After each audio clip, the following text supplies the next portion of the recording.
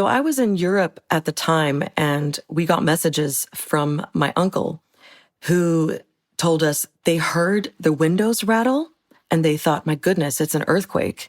And then came the boom. At least 7 explosions have been heard in the capital, Caracas, accompanied by a number of low-flying aircraft. At first, they wondered, is this the military turning on the regime? Because that's a scenario that many Venezuelans have wondered whether it might happen. But then came the sound of so many other explosions across the city. And then they realized that there was a massive, massive operation going on. This is Sandra. She's a Venezuelan journalist based abroad.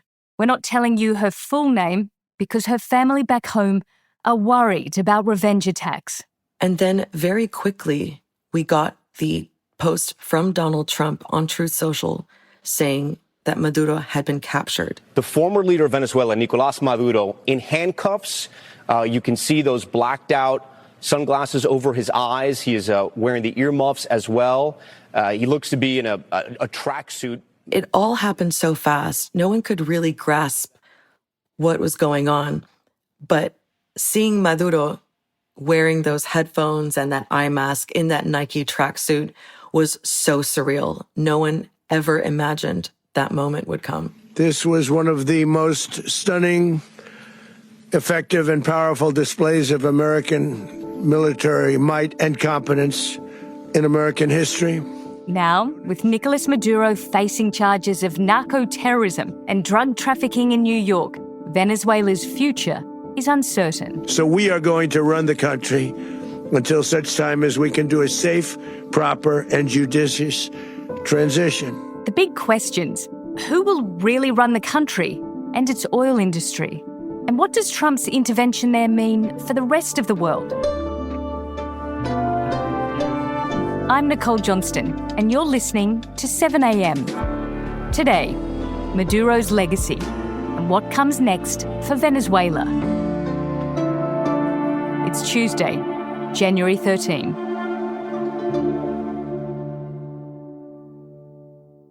Sandra, you have friends and family in the capital, Caracas. What are they telling you about what's happening on the ground there? Well, I just got off the phone with a relative of mine who lives in Caracas, and she says things are bizarrely normal. People are going to work. There's no panic buying. Remember, the economy in Venezuela is in shambles, and prices are really high for all sorts of things. So people can't actually afford to panic buy, and they can't afford not to work. So that's also contributing to some sense of normality. Having said that, there is also some tension in Caracas, especially in the western part of the city and in the center, where we've seen videos and heard reports of what are called colectivos roaming the streets. Armed militias on motorcycles have taken over the streets, hunting down Venezuelans who support the Trump administration's operation. So these are sort of paramilitary groups who are seen as a kind of informal enforcement arm that work in parallel with the Venezuelan state. They used to be sort of grassroots community movements, then they were given weapons, and they are used in many cases to intimidate and suppress any kind of dissent in the country. So these colectivos are setting up checkpoints in various parts of the city, and they're checking cars, and we've also heard reports that they're checking people's phones.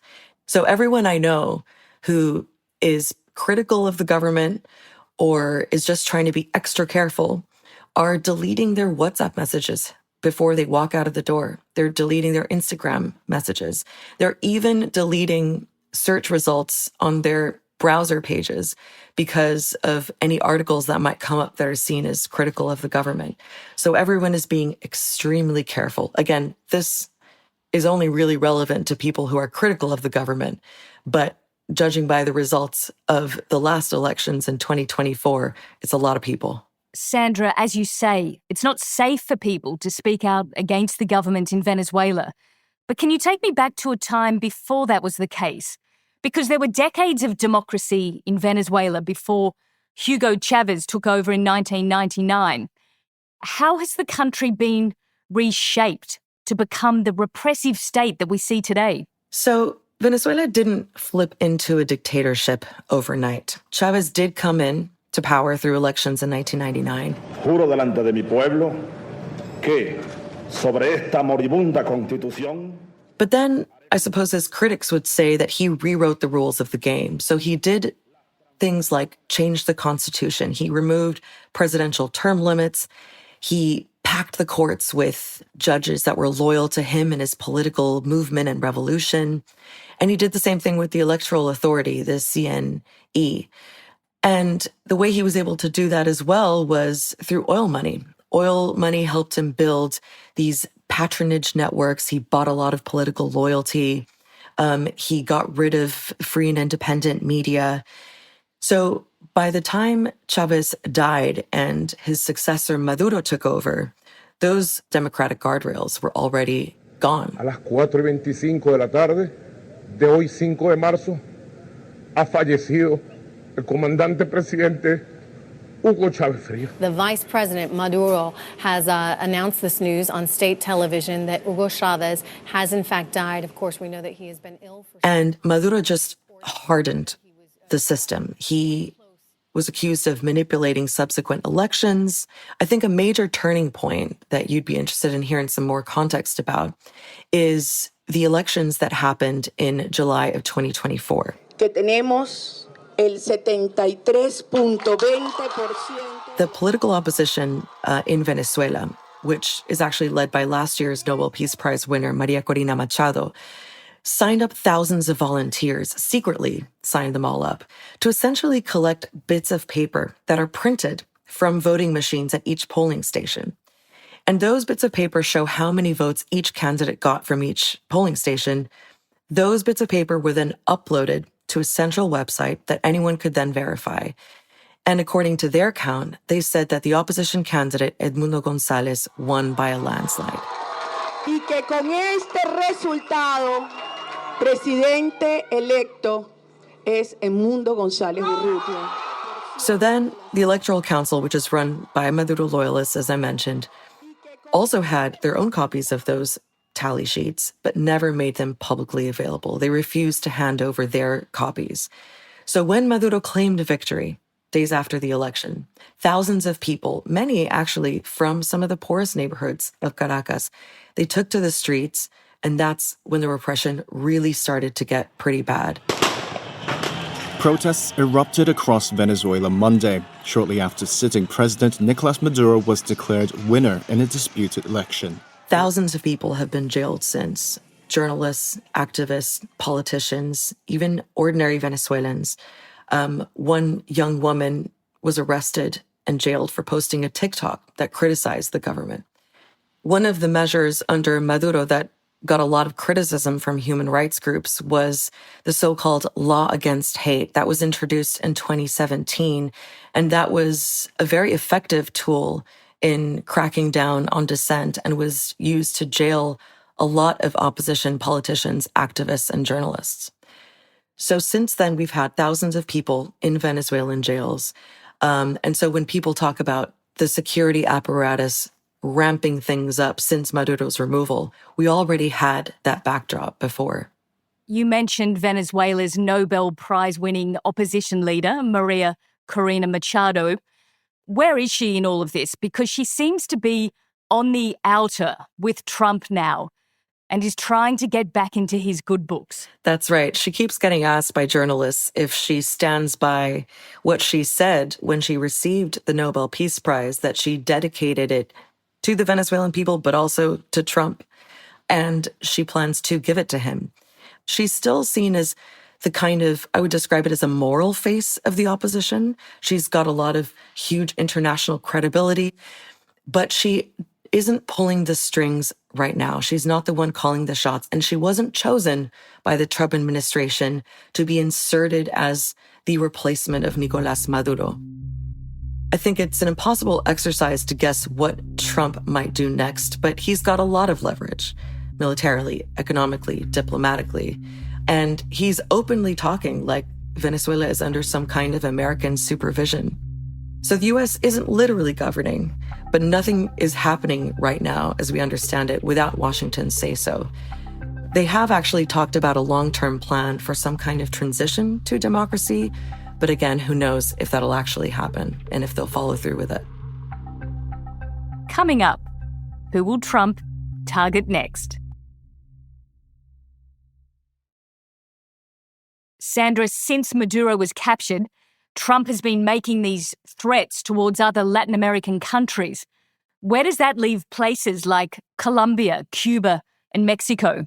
So Colombia has been in Trump's sights for a while now, and Colombia's president has pushed very hard against the U.S.'s comments about intervening in Colombia and removing the so-called leftist socialist president there. So the relationship there is quite tense. Cuba seems to be in some trouble as well because Trump's openly talking about cutting off Venezuelan oil and money, which Cuba has heavily depended on for so many years. Someone on X actually recently posted saying that Marco Rubio, the U.S. Secretary of State, should be president of Cuba. Trump then shared that post, adding, "Sounds good to me." With Mexico, Trump has threatened land strikes. We are going to start now hitting land with regard to the cartels. The cartels are running Mexico. It's very, very sad. Now, there is, of course, no evidence that these are real plans or that this is anything close to an official U.S. policy. But this is Trump's style, right? He likes to jab, and that's what he's doing in the region. So, Sandra, I can only imagine how hard it must be watching all of this happen to your country, your family, and your friends at home while you're on the other side of the world. How are you coping? It's tough as a Venezuelan and as a journalist to tell the world what's happening without putting my family and my friends in danger. I was actually asked directly by one of my relatives to stop posting on Instagram for the time being because, she told me that we share a family name and, I'm scared. So, of course, as a journalist, you feel really hamstrung because you want to weigh in on the story and you want to be able to tell the story in a really balanced way and not hold back. It's also really frustrating because, and this is something that a lot of Venezuelans will tell you, and I'm seeing a lot of this commentary on social media, that many feel really frustrated with the kind of discussion happening around Venezuela and a little hurt by some of the commentary as well, because Venezuela has been run by this very repressive regime for so many years, and it very rarely makes headlines. In their words, no one seems to care about Venezuela and human rights in the country and the political prisoners in the country. And suddenly everyone has an opinion. And I think many people feel that the heavy criticism of Trump's actions in Venezuela suggests that Maduro is an innocent victim here. Now, I know it's not a binary situation, but this is some of the commentary I'm hearing from a lot of Venezuelans, and they're using this moment to scream out to the world, I want you to understand what we've been living through for over 2 decades now, and why, while I don't support Trump as the president of the U.S. or the kind of leader that he is, why, even for a moment, I want to celebrate the removal of Maduro, who I blame for all of this hardship and all of this violence in the country. Of course, it's very complicated because it isn't just joy or relief. There is so much uncertainty about what comes next. And so I think there is a real unease with every Venezuelan about whether they can hold up onto hope or whether they should be really scared or how they even manage feeling that mix of emotions on a day-to-day basis. Sandra, thank you so much for talking to us today. It was a pleasure to talk to you, Nicole. Thanks for having me.